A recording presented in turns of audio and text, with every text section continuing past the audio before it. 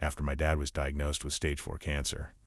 He said that whoever could take care of him until the end would keep the family business. Now, you have to understand my dad, he wasn't a warm guy. He built a multi-million-dollar logistics company from a single van and a map. He treated life like a performance review. So when the doctor sat us down in that cold, sterile office and told us the chemo wasn't working, my dad didn't cry. He looked at my older brother Marcus, my sister Elena, and me. He leaned back in his chair, looking incredibly frail but still terrifyingly sharp, and said, "I'm not leaving my life's work to someone who's just going to hire a nurse and wait for the check to clear. Whoever stays in that house with me, whoever actually does the work of looking after me until I'm gone, gets the keys to the kingdom. The others get the state-mandated minimum. Do we understand?" Marcus and Alina didn't even hesitate.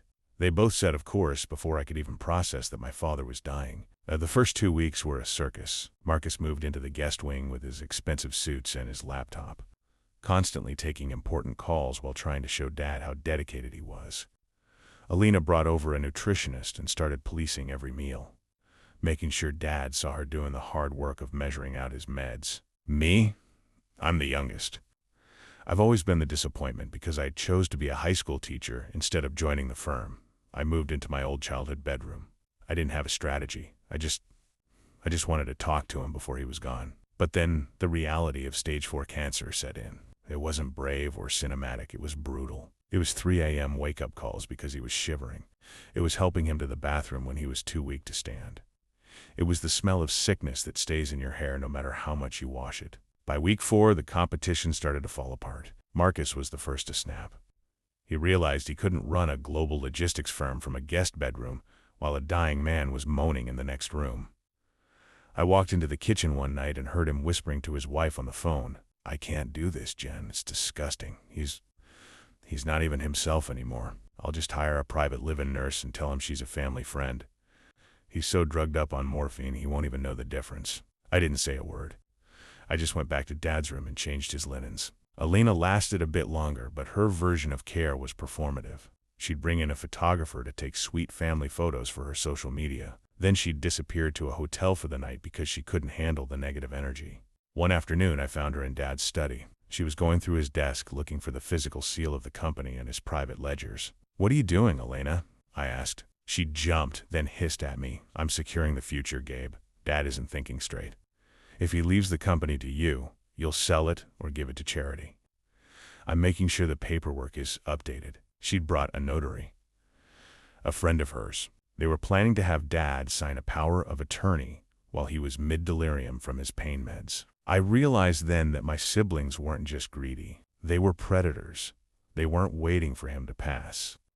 They were trying to shove him out the door so they could start spending. The last month was just me. Marcus had business in Dubai that magically appeared. Alina had a stress-induced breakdown and retreated to a spa in Arizona. They'd check in via FaceTime once a week, putting on these fake, mournful faces for 5 minutes before hanging up. I did it all. I learned how to administer IVs. I sat with him through the night when the pain was so bad he forgot who I was. I listened to his stories, not about the company, but about the girl he loved before he met my mom, and the regret he had about never learning to play the piano. 3 days before he died, he had a moment of total clarity. He looked at me, really looked at me, and said, "Gabe, you're a terrible businessman. You're too soft.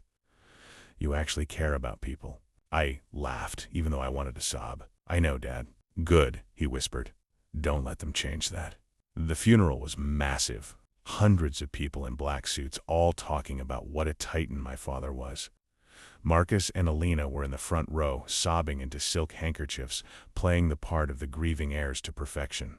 Afterward, we went back to the house for the reading of the will. My siblings were practically vibrating with excitement. Marcus had already scouted a new office in Manhattan. Alina was wearing a $5,000 dress she'd bought for the transition.